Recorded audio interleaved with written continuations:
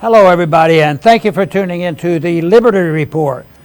With us today, Chris Rossini, our co-host. Chris, good to see you today. Great to be with you, Dr. Paul. Very good. We have some special things to talk about today. There's a dissension and there's a discussion going on, at least a little bit of discussion, and that has to do with global warming and climate emergency, and we have to do so many things. The administration, they're not quite on our side on this issue. Mm-hmm. They're gearing up to do all kinds of things. So we want to talk about a meeting that was held recently, and they just released a report, and there's a bunch of international scientists got together, and 1,600 of them signed a statement that said that there is no climate emergency. Why are we so worried about it? Why are people getting scared? Why? Oh, well, it's the same old story. Science is a great danger to a lot of people because it contradicts the essence of their power. Because if truth comes out, they lose their power. What would happen if the truth was out very early, having to do with COVID? Dr. Fauci would have had a lot less power over those years. So truth is the strong weapon that I think can always vanquish those who would lie, cheat, and steal in order to enhance their position. You know, same thing is true in monetary policy. Just think how many lies have to be told, how much distortion has to be manipulated in the understanding of monetary policy. It's been done for 100 years in this country. Matter of fact, all the way back to the Revolution and the writing of our Constitution, Jefferson and Hamilton argued over honesty and money. And Jefferson knew that you better not have fiat money or they'll destroy the whole culture, the economy. So that has been raging, and right now we're in the middle of an argument about, will the dollar be replaced as the reserve currency of the world? And I've said that will come, but not immediately and not overwhelmingly. It'll probably take some time, but we're certainly gearing up on it. We know about all the countries talking about it, and the people who resent us for us throwing our weight around, for the sanctions we put on people, and for the interference that we get ourselves involved in the internal affairs of other nations. So it's a financial system that is very shaky, and the one thing that some of the people that are trying to get a competing currency and replace the dollar, very many of them are sympathetic to gold. And it has been said that once a government or several governments, destroy a currency by inflation, which we're on the verge of going, the only way to get back to revive some confidence in the currency is have it convertible into something of real value, and that's usually the gold or silver standard. So that's what's going on. Now, if our viewers are interested in this subject, which I'm sure they are, I work with the Birch Gold Group, and they talk about gold and they talk about investing in gold, and they want to help out if they can. So they have some information available to you that won't cost you anything, but you have to text Ron at 989898. And they will send you some material. And I think in this period of time, I've been studying and reading and wondering about the history of gold, especially since 1971. But I continue to look for different sources and looking for different opinions. And there are certain ways you can invest in gold. There are some rules that you have to deal with. Actually, the first gold coins I bought, I had to circumvent the whole notion that American citizens weren't even allowed to own gold, but you could own a numismatic gold coin, so that kind of stuff. But anyway, if you're interested in a little bit more information, I suggest that you can get some information. It won't cost you anything. And that is if you text Ron at 989898, and that material will be sent to you. But I do want to thank everybody for tuning in today for our general program, because we've been talking a lot about the scare about COVID and how we had to build up fear mongering, and they certainly did that during the COVID crisis. And now they're talking about a resurgence of COVA. But right now, today, Chris and I want to approach the subject of the fear mongering going on by the same individuals in many ways that are trying to scare the living daylights out of all the people, because the world is getting warmer and it's going to destroy us. There's a crisis coming, and you can find a couple teenagers now here and there that that are the experts that they rely on.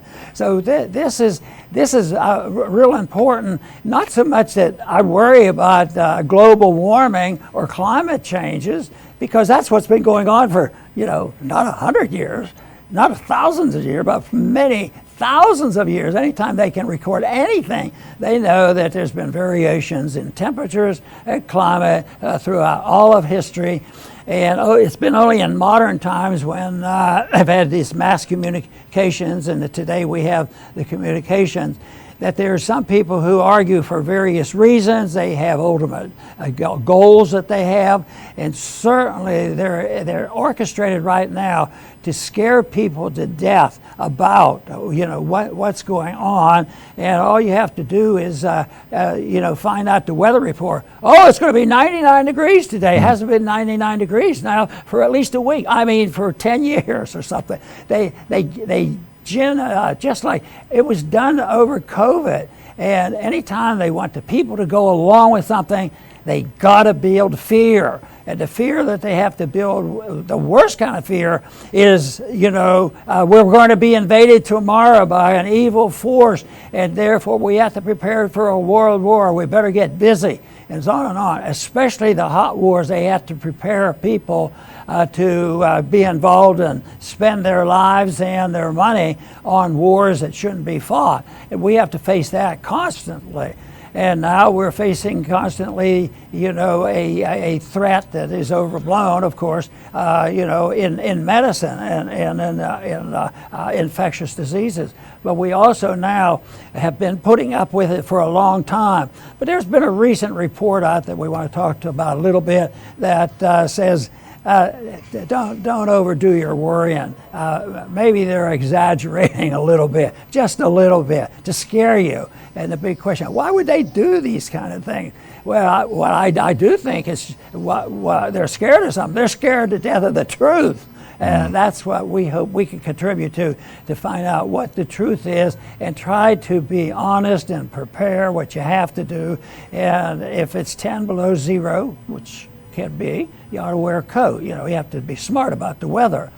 So, Chris, this is something, once again, and we see it so often in our discussions, that there's a government group out there, people who are paid for the government to scare everybody, build up the fear in order to get their way, because they can't stand the truth. And I think there's very much of that being involved in this climate argument. Right, Dr. Paul. It is. I mean, this is the big one. It always has been. For many, many decades, they've been trying to pull this over on the people, and it just never seems to work.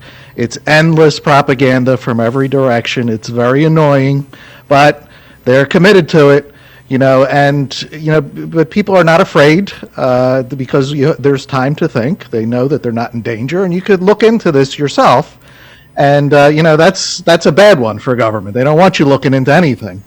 And you're supposed to believe, A, that the weather is broken, that you broke it, and that the government is going to fix it. Now, that is such a stretch. A lot of people will fall for something like that. But most, they know who the government is. They're going to fix the weather, and one reason why I think they're, authoritarians are attracted to it is because, unlike wars and everything else, it never has to end. There never would be a time, if people actually fell for it, where the government says, we did it, we fixed the weather, you get all your freedom and all your money and no more controls on you. No, they can do it forever. They just, but this is too far of a stretch for most people. And they try with the science. Well, they blew it with the science already, with COVID. We were supposed to the science, and it was all lies, the science that they're telling us. So they can't even use the science anymore. So it's more of an annoyance today, but they're dead serious on it. They're going to continue as long as they can, as long as they have the money and can generate the fear. But people just have to keep a clear head and realize what they're asking you to believe, and that should dispel you, instantly, hopefully. One thing that they don't talk about, but some people in the argument will point out, there are benefits for CO2, a lot of benefits. But what if they could take a pen and just wipe it and say, all this extra CO2, we're going to get rid of them? Boy, now that would stir my interest in climate control, ill-advised climate control of the people in government, because that would be very bad. There has to be a balance on what we're talking about between O2, nitrogen, and oxygen. So, this is something that has been worked out. Matter of fact, nature is a big help to us on there. But this meeting that occurred, and there was a release of a report just recently, the group that had the meeting is a Global Climate Intelligence Group, CLINTEL. And they came to a conclusion, and they stated their position, but they had 1,600 scientists sign this, a document. So that's a start. You guess they should be able to defend themselves when they say 1,600 scientists. And if it's private, I guess there's a pretty good chance they're telling us the truth. If it was a government program, that's pretty much a pretty good chance. We'd have to sort it out and be very leery on whether they're telling the truth. But this was a sentence in their conclusion. There is no climate emergency. They're very blunt about that. The Global Climate Intelligence Group, CLINTEL, said in its World Climate Declaration made public in August. And then another concluding sentence is, climate science should be less political, while climate policies should be more scientific. That'd be pretty good advice to the doctors and the people working on COVID, on anything. You should make everything as possible less political, because that's where corruption seems to gravitate. That's where people go, even though there's been some sincere efforts to try to prevent that. And I believe the founders and our revolution, there was a sincere attempt to really protect us against the politicians that wanted to use government only for their personal gain. And it happens because man is imperfect, and if they can see a place where they can gain an advantage if they have more control of government, then they're getting what they want. So that is nothing new. That's human nature. And there was a period of time in our history, especially in our earlier history, that things were much better, that the government was more trustworthy. There were always problems, and they did things they shouldn't have done. But right now, if you go by a statistic that they do, and this is probably a reliable statistic, is what's the percentage of the people that say they trust the government? How much trust do you place in our government? And it's getting worse all the time. And I think it's justifiable, and I think it's a very positive thing that people are waking up. I mean, just think if they would have been more alert when COVID started. Maybe we could have saved a lot of complications from it that we have talked about for so long, all these years, and we continue to see the complications from bad policy. But this whole thing on climate changes and that is a big deal. It's going to last, and here's a group that's sending out some messages that I think people should pay attention to it. If they disagree with it, I think they should argue the case, but don't overdo the confidence one places in the government, because I think it's justifiable, just the nature of government. There's good reason to suspect that governments will abuse their power and treat the American people, our government treat the American people unwisely. That is, instead of protecting liberty, they take it away from us. Chris? That's right, Dr. Paul. And Hawaii is a great example of, how the government treats its own people. First, we're not big fans of federal aid, but I mean, if it exists, if this is the way it is, then at least let it go to Americans. But what happens when there's big fires in Hawaii? Billions to Ukraine. That's where the federal aid, so-called federal aid, goes. And what a slap in the face to the American people in Hawaii that just went through the devastation. And but it gets even worse than that. I saw Biden, I think it was on TV, saying, he was alluding that it's, climate change. I mean, what another slap in the face to the Hawaiian people, that your president is telling you that it's climate change that did this to you. But we live in an empire, and always when it's empire first. That's why Ukraine has to come first. And this is also why empires always fail, because they're really up against the world. If you want to police the world, the rest of the world has to go along with this, and they're people too. They don't want to be policed by you. So when you have an empire, the cost constantly rises. You have wars here, wars there. You have to pay these people off to be on board with you, and then these people. So the costs are constantly rising for empires. And what happens is you can't take care of the people at home anymore. And we see it. We see our infrastructure go down the drain. What essentially happens is we become a nuisance. The people at home are a nuisance. Don't you understand? We're trying to take over the world. So it's very obvious in their actions on how they treat us versus how they take our money and just go spread it all over the world for their grand delusions of empire. So, climate change is, I feel bad for the Hawaiian people that they have to hear this, but I guess it's all part of the fanatical perspective of climate change. A lot of motivation for all this nonsense and regulation is they've convinced the large number of people that CO2 is a pollutant, and that is not true. Now, this group that I'm talking about actually made a statement dealing with CO2.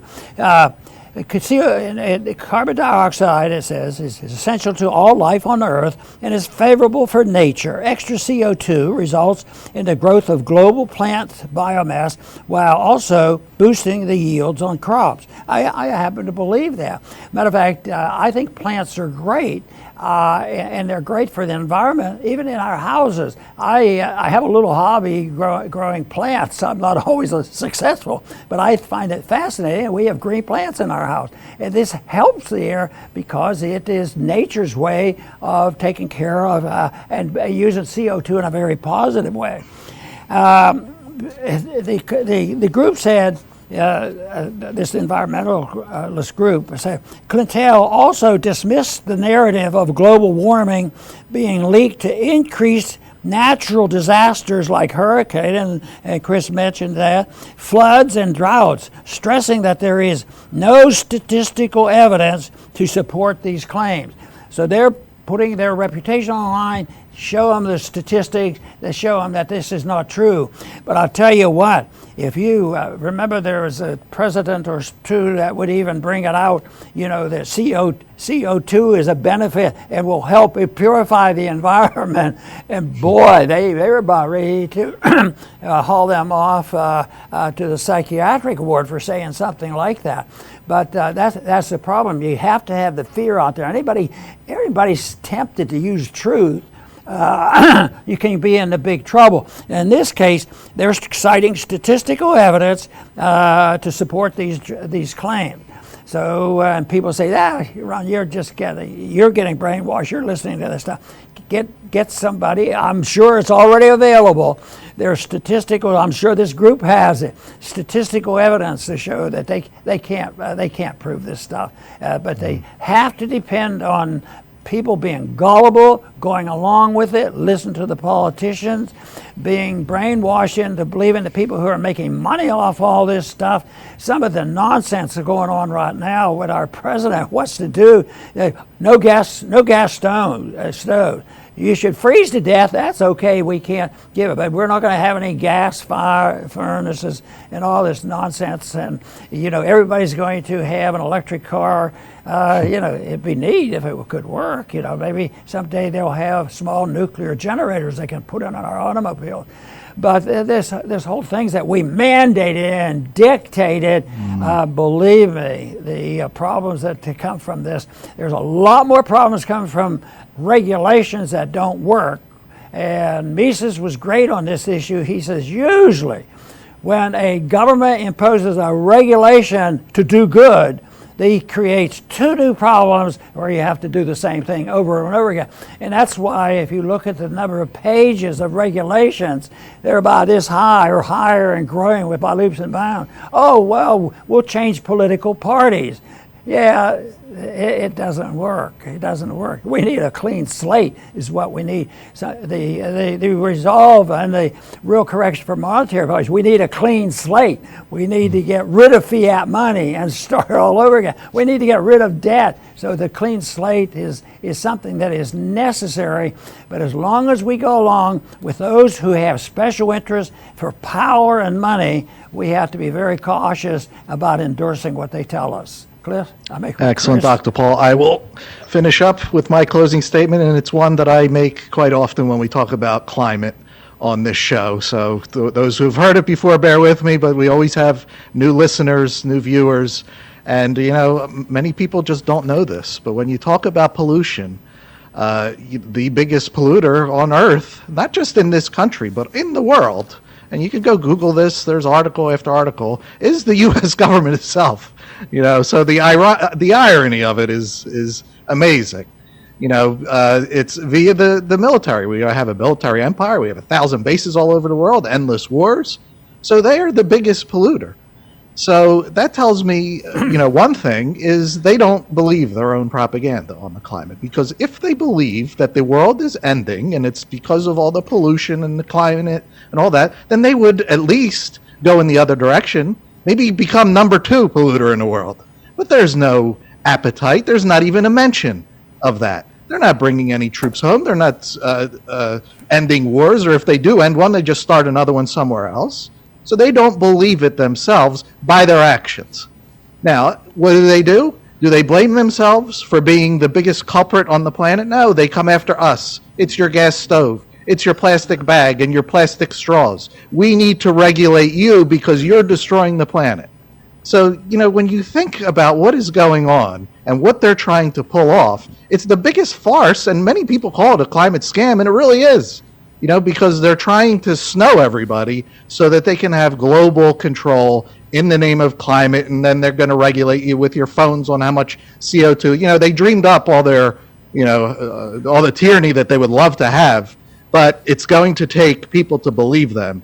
And thank goodness, at least up to this day, when this show is being made, the people in general do not believe them. And hopefully it stays that way. Very good. And the way I see it, the only way we can combat it is with getting involved in the ideology and how people are pumped up with all this propaganda. I mean, it's been years ago when I first found out that some of the pamphlets put out in the government schools in kindergarten and first grade have a biased opinion on all of this. And so they start very, very young, and they would find out children going home and challenging their parents because, they're going to do this, you're going to ruin the world. And that has to be changed. And, we had to put up with a lot of that during COVID. And finally, the parents decided all this propaganda and the bad advice about COVID, they have to start standing up for their children because look at what it was doing to their education.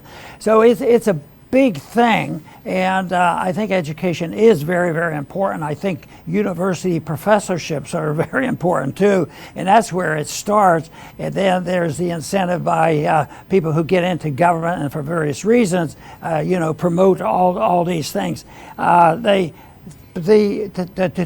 do this, people will be gullible into believing this, and they want to believe it, and it's a peer pressure that if you don't, you're a stranger. What kind of a monster are you that you're listening to this? All these things. These are lies that they're telling you. But if you have free choice, if you have a free society, if you're allowed to discuss things, you can arrive at a better solution. But when you have a very unfair balance on language and debates, where just think of our Department of Justice right now. Do we have an equal debate on who's guilty of criminals and who are not guilty?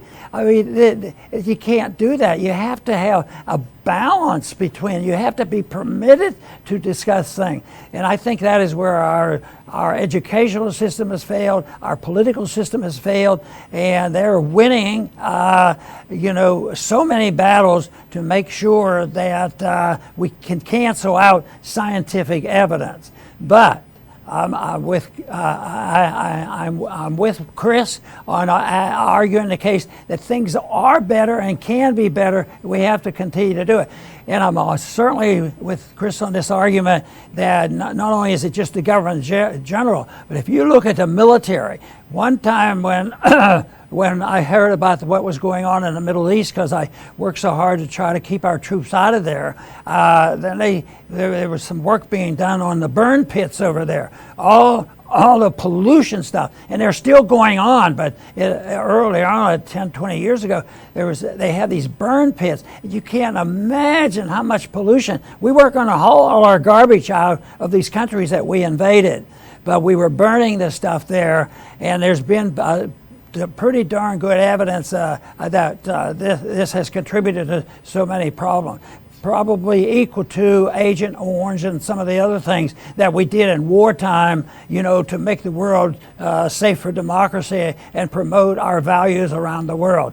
Well, I know what kind of values we should promote, and they're based on life and liberty. And that's what has to happen, believing with confidence that if you want something to work, you have to avoid the bureaucracy and the authoritarianism and the violence that governments create. Governments should be limited to what they can do. It should be limited to protecting our lives and our liberties. I want to thank everybody for tuning in today to the Liberty Report. Please come back soon.